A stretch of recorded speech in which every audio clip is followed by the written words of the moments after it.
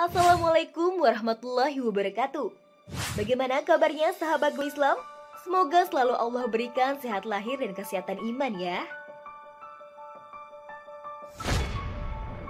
Sahabat, perkara kaya dan miskin merupakan perkara yang sering kita jumpai karena kedua hal tersebut sudah ketentuan yang harus disikapi dengan bijak. Dengan begitu kita dapat mengetahui kemahaesaan Allah Subhanahu wa Ta'ala. Perlu diingat, kemuliaan seseorang tidak dilihat dari seberapa banyak harta yang dimiliki seseorang, melainkan ditentukan oleh amal seseorang. Kalau disuruh memilih, tentulah semua orang ingin terlahir kaya atau menjadi orang kaya. Namun kenyataan bisa berbeda. Tapi tahukah sahabat, ada beberapa orang sahabat Nabi yang dikaruniai oleh Allah Subhanahu wa Ta'ala kekayaan yang melimpah, bahkan beberapa kali berusaha untuk miskin tapi gagal. Kok bisa ya? Siapa saja sahabat tersebut? Bagaimanakah para sahabat Rasulullah SAW menjadi orang yang gagal miskin? Dan apakah penyebabnya? Silakan sahabat simak video ini sampai selesai hanya di channel Go Islam. Namun sebelum diulas lebih lanjut, jangan lupa klik subscribe, like, dan klik lonceng notifikasinya terlebih dahulu agar channel Go Islam dapat terus memberikan manfaat khasanah keislaman untuk umat.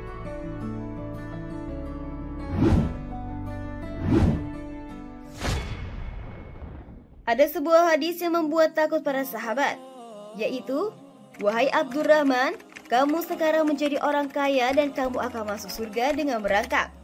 Pinjamkanlah hartamu kepada Allah agar lancar kedua kakimu." Hadis riwayat Al-Hakim dalam Al-Mustadrak. Tanpa berpikir, Abdurrahman langsung memberikan 40.000 dirham setara 1,4 miliar rupiah, 40.000 dinar setara 48 miliar rupiah, 200 ukiah emas, 500 ekor kuda, dan 1.500 ekor unta untuk sedekah. Beliau pernah memberikan dagangannya sebanyak 700 ekor unta untuk dibagikan para penduduk Madinah. Beliau juga berwasiat agar setiap muslim yang ikut perang Badar yang masih hidup diberi 400 dinar dari hartanya. Syahdan Abdurrahman bin Auf adalah sahabat yang gagal miskin. Karena takut masuk surga dengan merangkak, beliau makin gencar membelanjakan hartanya di jalan Allah, alih-alih hartanya berkurang karena disedekahkan. Yang ada malah terus bertambah. Sahabat lain yang juga gagal miskin adalah Khalifah Utsman bin Affan. Bukan dari jumlahnya, namun yang mencengangkan, harta itu masih abadi dan terus bertambah, bahkan 14 abad setelah wafat. Suatu kali Utsman radhiyallahu anhu mewakafkan kebun beserta isinya 1.500 batang pohon kurma. Kebun tersebut terus menghasilkan dan terkelola dengan baik, sekalipun penguasa wilayah Madinah silih berganti. Hingga saat ini, kebun dan tanah wakaf itu berada di bawah pengawasan Departemen Pertanian Arab Saudi. Sebagian tanah itu lalu dikelola dengan dibangun Hotel Bintang 5 yang terletak di samping Masjid Khalifah Utsman bin Affan di kawasan Markaziyah. Hingga hari ini, tercatat saldo di rekening atas nama Khalifah Utsman bin Affan mencapai 2.942.942.750.000 rupiah dengan pertambahan nilai 50 juta rial atau setara dengan 16 miliar rupiah per tahunnya. Allahu Akbar. Sahabat, zaman terus berganti, namun Allah terus tunjukkan contoh keberkahan harta orang-orang yang gagal miskin. Salah satunya di Indonesia tersebut nama Kiai Haji Ahmad Dahlan. Beliau adalah salah satu orang terkaya di Indonesia yang belum ada tandingannya. Harta pribadi yang diwakafkan untuk Muhammadiyah terus berkembang. Dari satu kelas kecil yang didirikan di pelataran rumah di Jogja lebih dari sahabat yang lalu, kini amal jariahnya telah berkembang. Keseluruhan amal usaha yang dimiliki Muhammadiyah ini tersebar di seluruh wilayah Indonesia dari Aceh hingga Papua.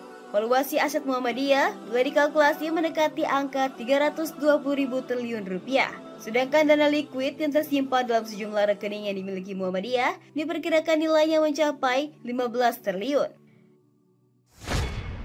Di abad modern ini, Allah juga tunjukkan contoh yang nyata bagi kita. Namanya Sulaiman Abdul Aziz Al-Roji, kelahiran Jeddah 1929. Beliau adalah pemilik Bank Ar-Roji, bank syariah terbesar di dunia, yang pernah umroh atau haji. Pasti tak asing dengan nama bank ini, karena ATM-nya ada di setiap sudut keramaian. Beliau tercatat sebagai orang terkaya nomor 120 di dunia dengan kekayaan mencapai 7,7 miliar US dollar, setara dengan 70.000 triliun rupiah. Ia membagikan 6,7 triliun untuk kerabat dan fakir miskin, membangun Masjid Ar-Roji di distrik Rabwah yang mampu menampung 18.000 jemaah, yang dilengkapi dengan perpustakaan yang menyimpan 40.000 jenis buku. Beliau juga menyediakan 400 galon air zam-zam per minggu, asrama gratis dan beasiswa untuk para penuntut ilmu, juga donasi 16 miliar US dollar untuk Universitas Madinah. Sahabat, dari ulasan tersebut kita dapat mengambil pelajaran bahwa kita dianjurkan untuk bersedekah atau mengamalkan sebagian harta. Mengamalkan sebagian harta merupakan salah satu cara untuk mendapatkan surga Allah Subhanahu wa Ta'ala.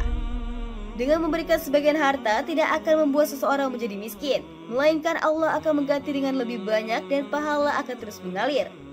Semoga kita selalu mendapatkan rezeki dari Allah Subhanahu wa Ta'ala, sehingga kita dapat menjadikan kisah sahabat Rasulullah sebagai dorongan untuk mengamalkan sebagian harta kita. Amin ya Rabbal Alamin.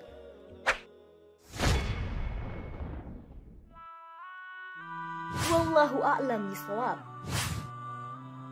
Sahabat Go Islam, jika video ini memberikan manfaat, jangan lupa untuk share ya, agar kita ikut menyebarkan kebaikan. Karena kata Rasulullah, barang siapa menunjukkan manusia kepada kebaikan, maka ia memperoleh pahala seperti pahala orang yang melakukannya. Hadis riwayat Muslim. Wassalamualaikum warahmatullahi wabarakatuh.